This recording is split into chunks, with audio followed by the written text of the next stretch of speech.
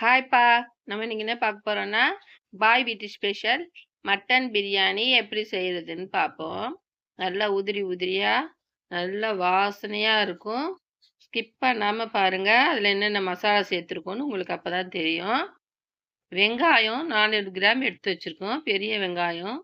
புதினா ஒரு கட்டு அலசி நறுக்கி வச்சிருக்கோம். தக்காளி 300 கிராம். நல்லா பழுத்த தக்காளியா அதையும் நறுக்கி வச்சிருக்கோம். கொத்தமல்லி ஒரு கட்டு, பச்சை மிளகா 10 பீஸ் வச்சிருக்கோம்.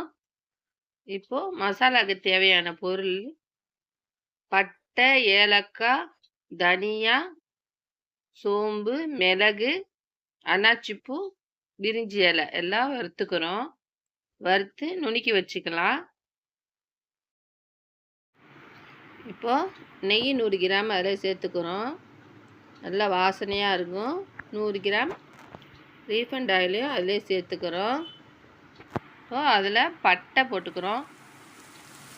ஒரு 4-5 பீஸ் பட்டை, லவங்கம், ஏலக்காய். நல்லா ஊரே மணக்கும், சரியான வாசனை வரும் ஏலக்காய் போட்டிங்கன்னா. நம்ம கடையில் வாங்குற மாதிரியே இருக்கும். அதையும் அதிலே நம்ம சேர்த்துக்கிறோம். நல்லா பொரிஞ்சு செவந்து வரணும். இன்றைக்கி பாய் வீட்டு பிரியாணி பாய் தான் செஞ்சுருக்காங்க, எங்கள் ஹஸ்பண்டு. செஞ்சு பாருங்கள், ஈஸியாக இருக்கும். சீக்கிரமாக செஞ்சிடலாம். அதுக்கு நம்ம வெங்காயத்தை நறுக்கி வச்சுருக்கோம்ல அதுலேயே சேர்த்துக்கிறோம். 400 கிராம் வெங்காயம்.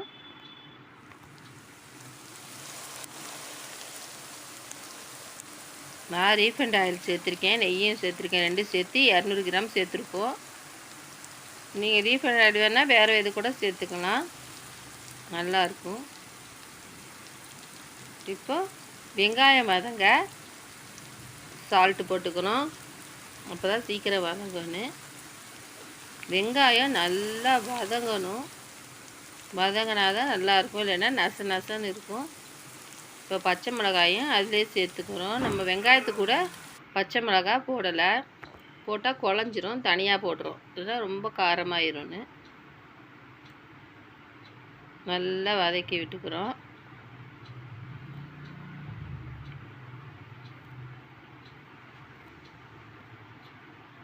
இந்த வீடியோ பிடிச்சிருந்தா சப்ஸ்கிரைப் பண்ணுங்கள், மறக்காமல் பெல் ஐக்கானையும் கிளிக் பண்ணுங்கள். இப்போது புதினா கொத்தமல்லியும் அதிலே சேர்த்து நல்லா வதக்கிறோம். நம்மளுக்கு வதக்கிற டைம் தான், சீக்கிரமாக ஆகிடும், ஈஸி தான். இப்போது இஞ்சி பூண்டு பேஸ்ட்டு 3 டேபிள் ஸ்பூன் அதிலே சேர்த்துக்கணும். அதுவும் நல்லா வதங்கணும். வதங்கினப்புறம் தக்காளியை அதில் சேர்த்துக்கிறோம்.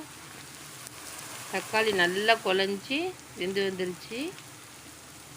அதில் நம்ம வறுத்து வச்சுருக்கோம்ல அந்த பொடி 1.5 ஸ்பூன் அதில் சேர்த்துக்கிறோம். வறுத்து அரைச்சிருக்கோம்ல மிக்சியில், அதையும் அதில் சேர்த்துக்கிறோம். அதை கொஞ்சம் கிண்டி விட்டுக்கிறோம். இதில் நம்ம ஒரு பொருளை விட்டுருக்கோம், அது என்னன்னு நீங்கள் கண்டுபிடிச்சி கமெண்ட் பண்ணுங்கள். கண்டுபிடிக்கிறீங்களான்னு பார்ப்போம்.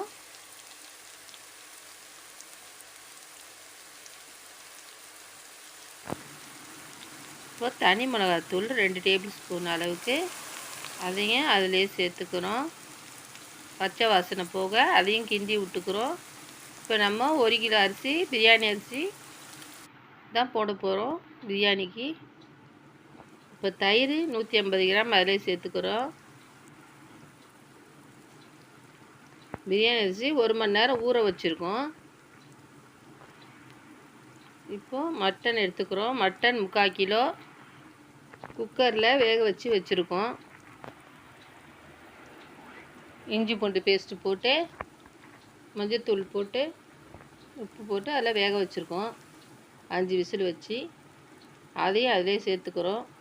இப்போ அதோட தண்ணி மட்டும் அதில் கொதித்து வருது. இப்போ அதுக்கு தேவையான 1க்கு 1.5 தண்ணி ஊற்றி உப்பையும் தேவையுள்ள உப்பையும் அதிலே போட்டிருக்கோம். இப்போ அது நல்லா கொதிக்கட்டும். கொதிக்கணும், நல்லா மலமலன்னு இது மாதிரி கொதிக்கணும்.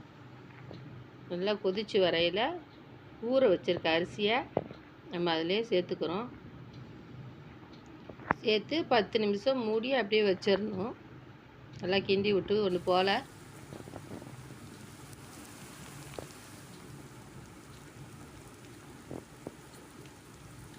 இப்போ அது தண்ணி வத்திருச்சா, இப்போ எடுத்து அதை தம் போடுறோம்.